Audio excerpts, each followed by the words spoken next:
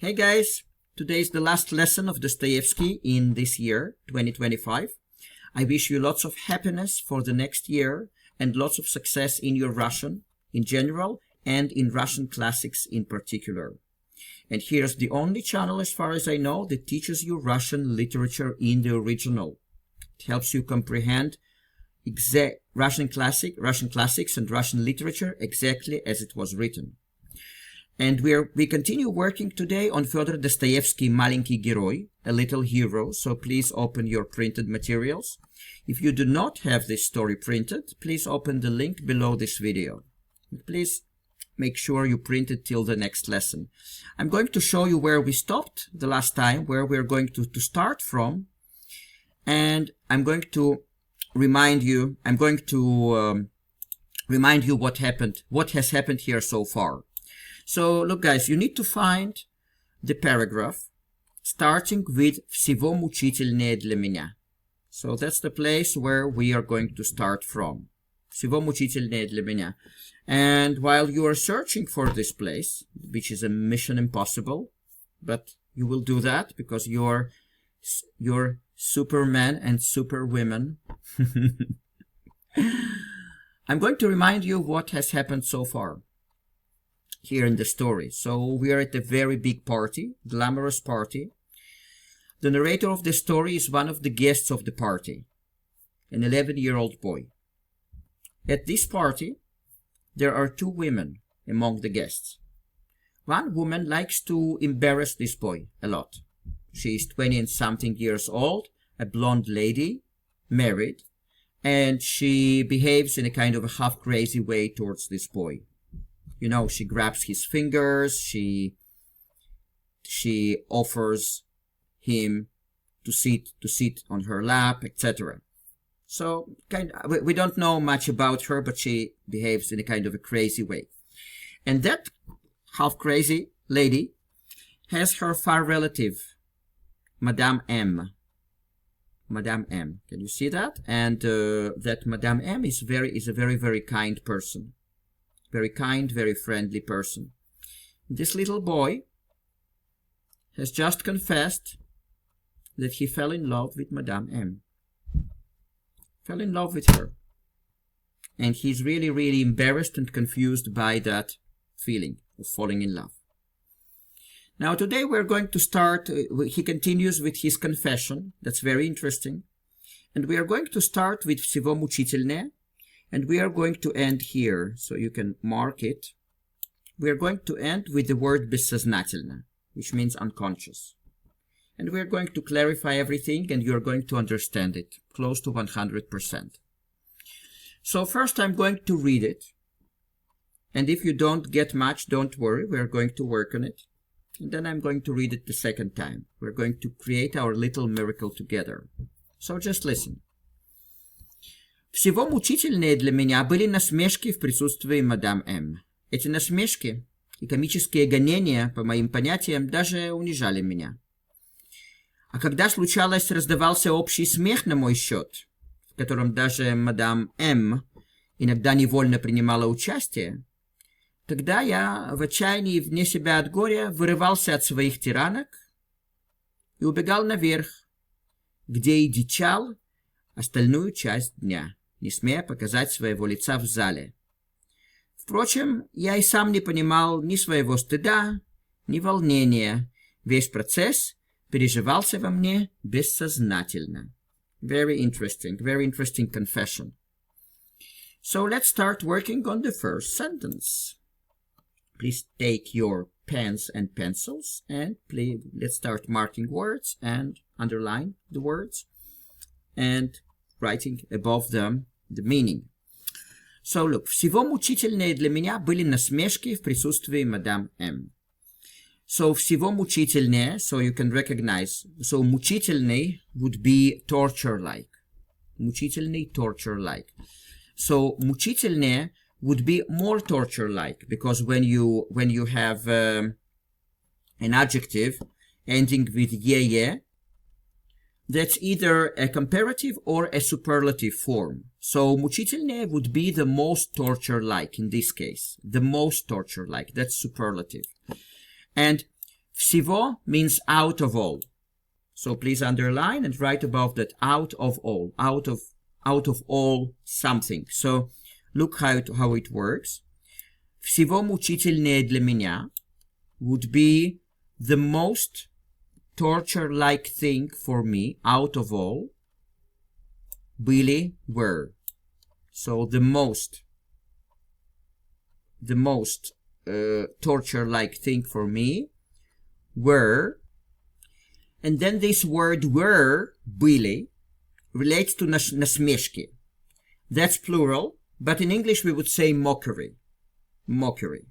So that's насмешки. Please underline and write above that mockery. So всего мучительнее для меня были насмешки would be the most torturous out of all for me was, like in English that was, but in Russian that's were, the mockery. В присутствии Madame M. В присутствии would be in the presence of. Mockery in the presence of Madame M. So now you're going to surprise yourself with comprehension of this first sentence. Всего мучительнее для меня были насмешки в присутствии Madame M. So out of all, the most torturous for me was the mockery in the presence of Madame M. Эти насмешки и комические гонения, по моим понятиям, даже унижали меня. I'm happy those are short sentences, so it's easier for you. So насмешки, we said mockery. So эти насмешки would be those mockeries, but in English that's uncountable. So this mockery. И комические гонения. So гонения, in this case, гонения means persecution. Persecution. So комические гонения would be comic persecution. So he's of course talking about what that blonde lady is doing to him at the party. Yeah? So эти насмешки и комические гонения, so this mockery and the comic persecution, he's using plural here, persecutions, but it doesn't sound well in English. По моим понятиям, so please underline по моим понятиям, and it means according to my understanding, because по means according to, моим comes from мой, which is my, моё, my, и понятие comes from понимать, which is understand. Therefore, по моим понятиям would be according to my understanding, даже means even, унижали меня. So унижать, унижали comes from унижать, it means degrade. Degrade someone. Even you can underline and write above that humiliate. So that would be good translation here. Humiliate, унижать. So he's saying, эти насмешки и комические гонения, по моим понятиям, даже унижали меня. This mockery and comic persecution, according to my understanding, even humiliated me. И когда случалось, раздавался общий смех на мой счет, в котором даже мадам М иногда невольно принимала участие, тогда я в отчаянии вне себя от горя вырывался от своих тиранок и убегал наверх, где и дичал остальную часть дня, не смея показать своего лица в зале. So that's a long sentence. That's a long sentence. Okay. So let's take the first part of it. И когда случалось, раздавался общий смех на мой счет. So и когда, obviously, and when. Случалось, please underline and write, it happened. And when, it happened that. So случалось, it happened that. Раздавался basically means could be seen or could be heard. In this case, could be heard. Раздавался. Общий смех. So общий means like overall. Общий. So общий means something that relates to all the people. So I will translate that as overall or common. But in English, it will not sound very well, but you will get it. And smech means laughter. So общий смех means overall laughter, or laughter belonging to all the people there. На мой счет, on my account, like it meaning towards me, because счет means account. And so like general, общий might also mean general, by the way. General, that would be a good translation here. General laughter on my account. В котором, in which, даже, even, Madame M, иногда, sometimes, невольно, unwillingly. So please write down, невольно, unwillingly, принимала участие, participated, or took part. Принимала участие, because принимала means accepted, like the literal meaning of принимала means accepted. And участие, participation. So accepted participation, meaning took part. So the first part of the sentence sounds the following. И когда случалось, раздавался общий смех на мой счет, в котором даже мадам М иногда невольно принимала участие, and when it happened that there was heard general laughter on my account, in which even Madame M sometimes unwillingly participated, тогда я в отчаянии, вне себя от горя, вырывался от своих тиранок. So, тогда я, so тогда means then I, в отчаянии, please underline в отчаянии together and write in desperation, because отчаяние means desperation. So в отчаянии, in desperation or desperately, вне себя от горя. So вне себя от means crazy with. It might be crazy with anger, crazy with sadness and stuff like that. So горе comes from горе, which is grief. So вне себя от горя means like crazy with grief. Вырывался от своих тиранок. Вырывался от means ran away from, or escaped from. That would be more precise. Escaped from. Своих, in this case, means my. It's the same as моих. You can look on the internet, своих versus моих, свой versus мой. There's lots of explanation about that, I'm sure. And вырывался от своих тиранок. And тиранок, so a tiranka means like a female tyrant. So like a female torturer, basically. So I will translate this as female torturers or tyrants. Even, female tyrant, that would be fine. So, тогда я в отчаянии, вне себя от горя, вырывался от своих тиранок. Would be then I, crazy with grief, ran away or escaped from my female tyrants. И убегал наверх. Убегал наверх. Убегал means ran away. Наверх means upstairs. Yeah? So, again, тогда я в отчаянии, вне себя от горя, вырывался от своих тиранок и убегал наверх, would be then I, in desperation, crazy with grief, вырывался от своих тиранок, so ran away from my female tyrants, and ran away, like escaped from them, and убегал наверх, and ran away upstairs. By the way, I've just looked up the word горе, like what I translate as grief. It might also mean sorrow. So if it sounds better for you English-wise, please feel free to use sorrow. So I ran away upstairs, где и дичал остальную часть дня. That's an interesting language, because дичал comes from дикий, which is wild. So дичал basically became wild. Остальную часть дня, Остальную comes from остальной, which is remaining, and часть part. So где дичал остальную часть дня would mean where I became wild, I got wild, the remaining part of the day. He's not saying I here, but that's what he means. He's talking about himself. And I here doesn't have lots of meaning.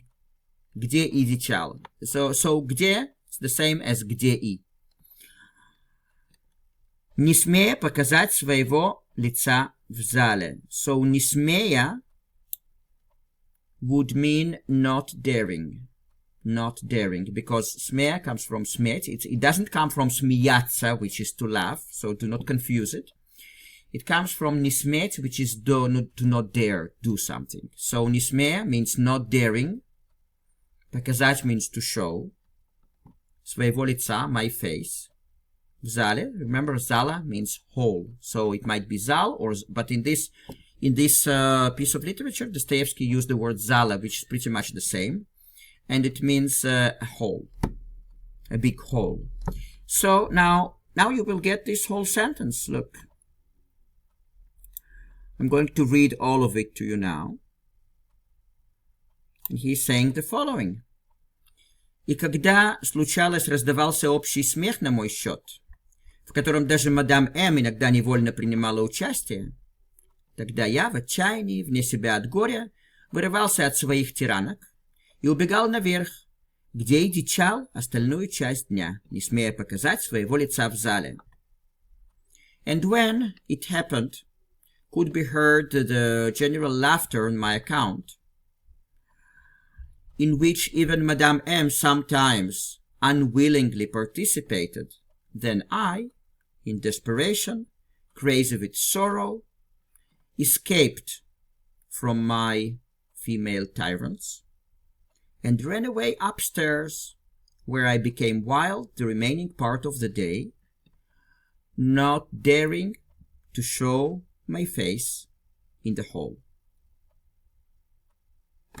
You see? I'm just clapping because I'm really, really proud of you. You got it. Next, the last sentence for today, and then I'm going to read again this whole part, and you're going to surprise yourself big time.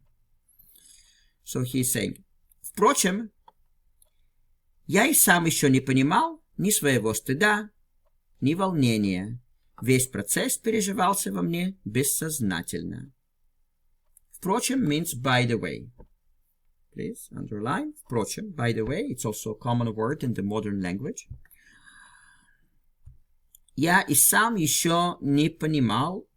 So я и сам means I myself. So you can underline. Я и сам, I myself. Еще, still. So please put those two dots above ye, so that it becomes еще. Не понимал, didn't understand. So, впрочем, я и сам еще не понимал. И you can just skip it here, in terms of meaning. Впрочем, я и сам еще не понимал. So, by the way, I myself still didn't understand. And then there is the structure ni. So either that or that. So I didn't understand neither. That would be neither nor. So I didn't understand neither своего стыда. So ni would be neither nor. And stid means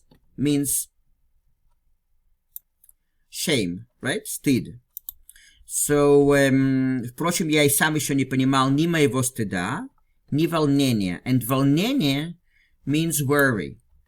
So when he is saying, впрочем, я и сам еще не понимал ни своего стыда, ни волнения, we would translate that as, by the way, I myself did not yet, so еще here means yet, by the way, I didn't yet understand neither my shame, nor worry. Yeah? Весь процесс переживался во мне бессознательно. So весь процесс, all of the process. Переживался was experienced. So переживался, because переживать means, one of the meanings of переживать means experience. Переживался was experienced. во мне, in me, and бессознательно means unconsciously, because бессознательно, сознание means сознание means awareness or consciousness, and when you have the word starting with bes, that would be without. So without consciousness, unconsciously. So весь процесс переживался во мне бессознательно would mean all the process was experienced in me unconsciously. Now let's combine this whole sentence. Впрочем, я и сам еще не понимал ни своего стыда, ни волнения. Весь процесс переживался во мне бессознательно. By the way, I myself did not yet comprehend neither my shame nor worry. All the process was experienced in me unconsciously. Okay, and now let's read again this whole part. I'm also going to put the link in the description box specifically to this part of the second reading so that you can train yourself and you can listen repetitively. And if you still have any questions, why particular word is in a certain form, why the sentence is built in a certain way, or the meaning of a particular word, please feel free to ask in the comments. So listen. Всего мучительнее для меня были насмешки в присутствии мадам М. Эти насмешки и комические гонения, по моим понятиям, даже унижали меня. И когда случалось, раздавался общий смех на мой счет, в котором даже мадам М иногда невольно принимала участие, тогда я в отчаянии, вне себя от горя, вырывался от своих тиранок и убегал наверх, где и дичал остальную часть дня, не смея показать своего лица в зале. Впрочем, я и сам еще не понимал ни своего стыда, ни волнения. Весь процесс переживался во мне бессознательно. Okay, guys? Now, I'm applauding because I really, really admire you for your efforts. You are the crazy ones who want to read Russian literature in the original, and I admire you for that. Well done, and we'll see each other at the next lesson. If you need improvement with your Russian, please feel free to contact me. We can meet on Zoom. I'll give you some tips, and if you want to take some program with me of lessons, I have lots of experience teaching languages, and please do not hesitate, because we will move your Russian to a completely different level. And meanwhile, Happy New Year and lots of happiness in the new year. Ciao, ciao.